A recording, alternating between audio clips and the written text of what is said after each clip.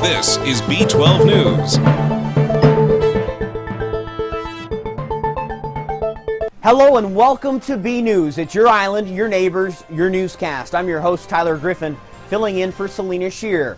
In this week's show, an unexpected attack at Bainbridge High. A 14-year-old 8th grade student from Woodward stabs a 17-year-old Bainbridge Island High School student with a knife and causes the victim to be taken to the hospital. We'll speak with school officials about this attack, as well as B.I.P.D for the latest information in this case. Plus, the national H1N1 flu epidemic causes many parents to get their children vaccinated. So many, in fact, lines wrapped around Bainbridge Pediatrics as hundreds of parents and children wait for their chance to get vaccinated. Finally, in our special report this week, B News is granted exclusive access to attend EVOC, otherwise known as the Emergency Vehicle Operator course with the Bainbridge Police Department. We tagged along with Lieutenant Sue Schultz and Officer Dale Johnson as they are trained in mock pursuits, precision driving skills, and the all-important pit maneuver.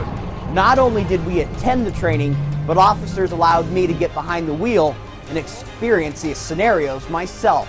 We'll bring you this exclusive story plus a lot more. It's all coming up on B News. Earlier this week, myself and Executive Director Scott Schmidt had a rare opportunity to attend the Emergency Vehicle Operator course training with the Bainbridge Island Police Department. The officers are trained on a series of exercises, including high-speed pursuit scenarios, skid car training, and the pursuit immobilization technique, otherwise known as the pit maneuver. We were granted exclusive access inside the police cars while Lieutenant Sue Schultz and Officer Dale Johnson participated in this highly advanced training session, and boy, were we in for a ride.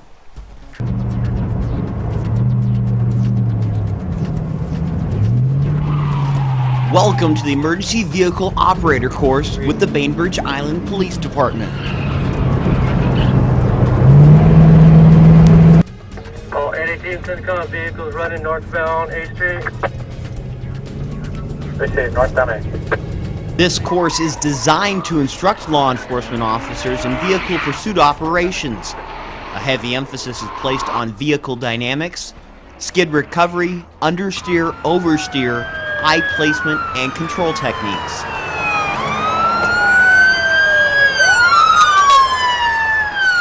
What we've done is we practiced a mock pursuit, pursuing a suspect in a vehicle. All 818 Syndicom vehicles running northbound A Street. Appreciate northbound A. Gives us, the officer, an opportunity to practice what we would do out on the street. As you saw during a LUD, there's a lot of decision making that goes on. The officer has to decide whether or not conditions are safe enough for pursuing someone, whether or not the crime that has been committed or the reason for following the suspect is a legitimate reason for high-speed chase with lights, sirens, because it is a risky maneuver. We've done a little bit of an autocross course where the driver focuses on eye placement and speed with that eye placement. It's basically being out there and knowing how you can handle the car and how the car handles for you. A number of scenarios and situations were experienced by Bainbridge police officers today at the EVOC training, but I got an exclusive opportunity to try out my skills in the skid car at the EVOC training center earlier this afternoon. Your front end, we'll start working on a rear wheel skid. So rear wheel skid, Dukes of Hazzard, back end comes out.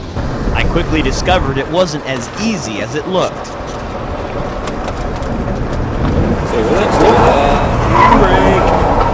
The skid car, which is what you experienced, that again is just an opportunity to practice how to maneuver a car in the snow and in the rain. The final training session of the night was unexpected for both me and our executive director. The officers allowed us to ride along and experience the effects of the pursuit immobilization technique, otherwise known as the pit maneuver. We first performed the technique on a vehicle in front of us, and then got the experience of a lifetime.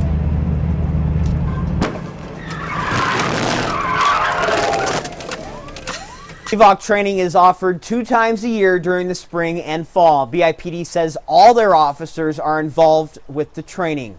I've got to say, being inside one of the police cars when it gets pitted, going from 50 miles an hour into a 360-degree spin and coming to a complete stop, it's quite an experience. We would like to thank the department for the invitation out to the EVOC training course. My question is this: when can we do it again?